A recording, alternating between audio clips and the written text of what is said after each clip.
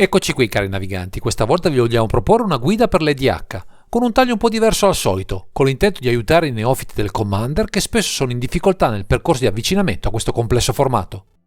Per risolvere in parte i loro dubbi nella costruzione di una build da 100 carte con solo singole, la Wizard of the Coast già dal 2012 ha iniziato a produrre dei mazzi precostruiti, cercando di fornire una serie di strumenti utili ai giocatori alle prime armi, con qualcosa di già pronto con cui affrontare il formato.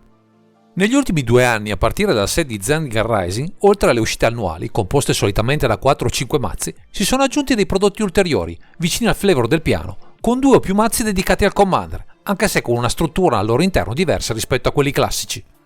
Insomma, nuove uscite che non hanno fatto altro che amplificare l'offerta e rendere le cose ancora più difficili a chi ha le prime armi e non sa bene cosa scegliere. Per questo motivo, con questo video, ci addentreremo nei meandri di questi mazzi, presentandovi un metodo per valutarne pregi e difetti, così da guidarvi in un acquisto consapevole. Questa volta vi parleremo di mazzi precostruiti, for dummies.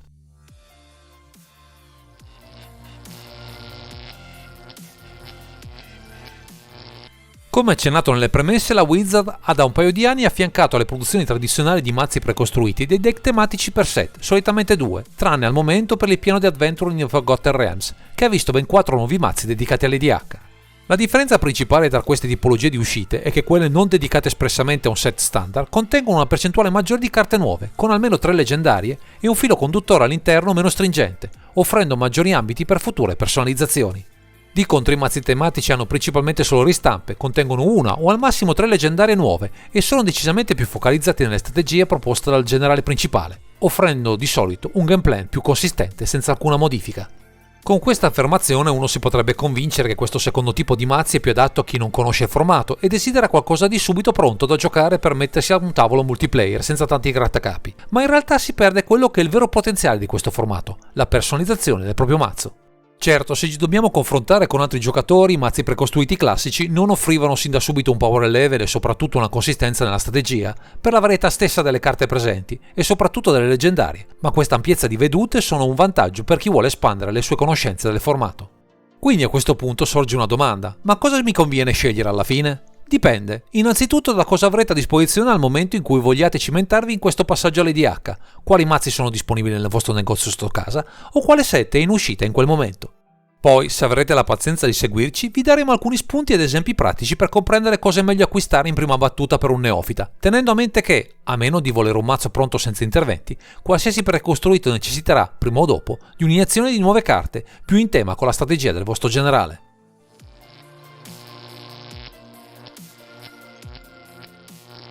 Un primo aspetto, forse quello più facile da intuire, quando si esamina un precostruito, è il tema che propone il suo generale, che ricordiamo riside nella zona di comando, sarà sempre a disposizione durante la partita e guida buona parte delle strategie del vostro mazzo. Nello specifico, se guardiamo a mazzi come Elven Empire, Sneak Attack o Arcane Wizardry, il loro comandante principale mostra delle chiare sinergie con una tribe di creature specifiche, tra elfi, farabutti e maghi, offrendo benefici derivati dall'uso delle creature del medesimo tipo. Di fronte a questi mazzi risulterà piuttosto facile capire la bontà delle meccaniche offerte, l'appeal che può offrire una lista che principalmente sfrutta creature per funzionare al meglio e i vantaggi di avere un board popolato da una o più di loro per ottenere benefici importanti.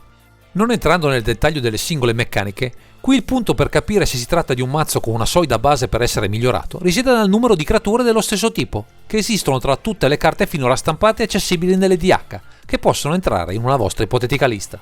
Torniamo a considerare Elven Empire, che oltre agli elfi presenti nel suo contenuto, ben 39, ci dà accesso nei colori golgari resi disponibili dal suo generale una pletora di altre creature, molte delle quali vere staple in diversi altri formati, dando molte chance per migliorie e potenziamenti anche in futuro. Se invece prendiamo in esame Spirit Squadron, con un generale che si avvantaggia nella presenza di spiriti in campo, oltre ai 24 presenti nella lista non potrà annoverare molti altri di loro nell'enorme panorama di carte stampate dalla casa madre, limitando un po' le possibili implementazioni di un mazzo di questo tipo. Quindi, come valutazione, al netto del gusto personale e di fattori riguardanti altri aspetti come le meccaniche offerte, è chiaro che, per chi inizia ad avvicinarsi all'EDH, è meglio puntare su un precostruito che fonda le sue strategie su una tribe nutrita, che vi darà tutti gli elementi necessari per migliorare le performance del vostro mazzo.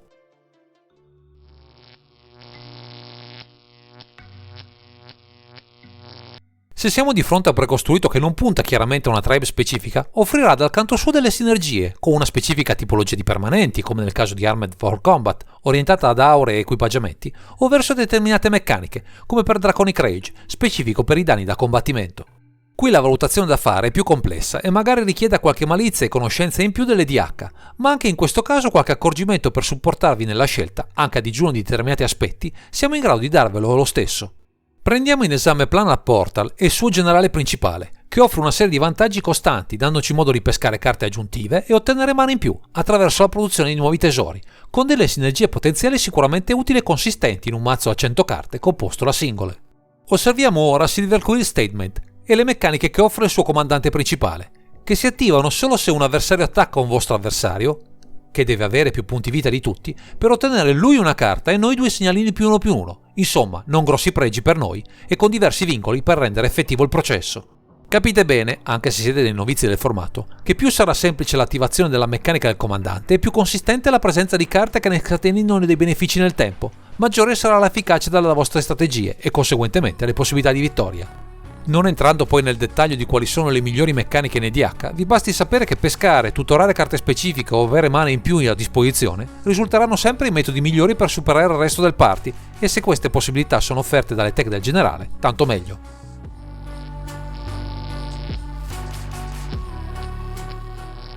Un altro aspetto che vi potrebbe far portendere nella scelta di un precostruito piuttosto che di un altro passa da quello che potreste trovare tra le 99, tra le novità più presenti nei deck dedicati all'EDH o tra le ristampe, nel caso di quelli che affiancheranno i set riferiti allo standard. Se prendiamo in esame Arcane Maelstrom e in generale tutti i precostruiti di quell'uscita, in ognuno di loro esisteva una magia che si può castare a costo zero se abbiamo il comandante in campo. Capite bene quanto possono essere potenti determinati effetti, a gratis, e quanto queste carte siano ormai delle staple indiscusse dell'EDH. Analogamente con Mystic Intellect, ci troviamo un precostruito che sulla carta, guardando solo il generale principale, non fa impazzire, ma tra i 99 può annoverare una creatura, Dockside Extortionist, e una magia, Seven Reclamation, uniche nel loro genere, in grado di offrire un potenziale enorme. Sul fronte delle possibili ristampe, se guardiamo ad esempio un Dead Slashed, abbiamo alcune carte irrinunciabili, ma una in particolare, Talisman of Dominance, da molto non aveva ricevuto ristampe e il suo utilizzo potrà andare ben oltre il mazzo. Qui è chiaro che diventa un po' più difficile capire cosa scegliere, si tratta però di un aspetto non tanto legato al mazzo in questione, ma al potenziale delle carte presenti nella build, per un loro futuro impiego,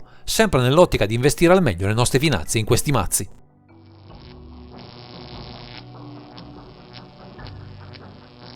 Alla fine di questa carrellata, che può darvi strumenti utili anche per valutare nuovi set, resta ancora in sospeso una domanda: meglio acquistare un Commander set o uno dei precostruiti che accompagni i set tradizionali? Se il vostro intento è recuperare un mazzo pronto all'uso, senza preoccuparvi troppo di futuri upgrade, per il puro gusto di avere qualcosa di adatto al formato multiplayer, un mazzo che affianca l'uscita di un set standard, con poche carte nuove e un piano di gioco focalizzato, risulta la scelta migliore. Se invece vi state appassionando all'EDH e volete esplorarne il potenziale, iniziando un percorso di avvicinamento anche sul fronte del deck building, i precostruiti dedicati al formato offrono maggiori scelte, un raggio di azione più ampio e delle staple che prima o poi potrete utilizzare anche in future build costruite in autonomia.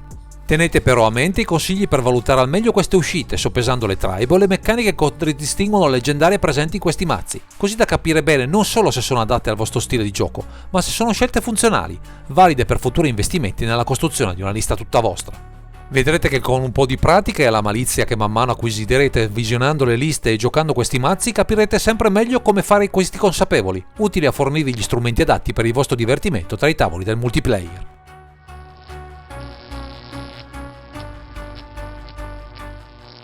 Facciamo un'ultima considerazione su un gruppo di precostruiti che la Wizard aveva inizialmente pensato per il Brawl, un formato multiplayer basato sullo set standard, con un mazzi di 60 carte e regole simili all'EDH, che non ha trovato però molto seguito nella community.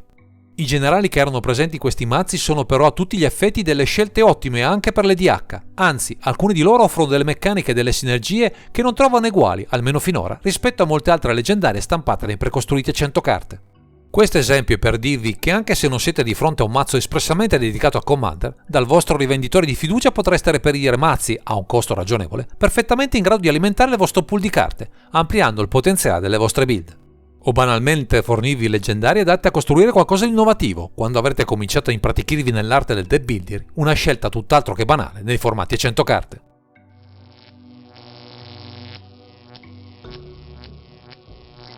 Siamo arrivati alla conclusione di questa disamina, votata a fornirvi una serie di strumenti per soppesare i precostruiti che la Wizard of the Coast, con sempre più maggiore frequenza, ci propone per avvicinarvi all'EDH. Nel testo di questo video troverete anche un link che raccoglie tutti i precostruiti fin qui prodotti dalla casa madre, sia dedicati a Commander sia ad altri formati, così da avere un ulteriore elemento per analizzare le liste e scrutare questo mercato molto particolare. Chissà che tra le pieghe di questo elenco non troviate un mazzo perfetto per il vostro stile di gioco, o che ben rappresenta l'amore per una tribe specifica, così da iniziare con molta soddisfazione il cammino in questo meraviglioso formato. Direi che questo è tutto per questo video, grazie per averci seguito e non dimenticate di commentare, condividere e sottoscrivere il canale per ritrovarci sempre qui su Underground Sea.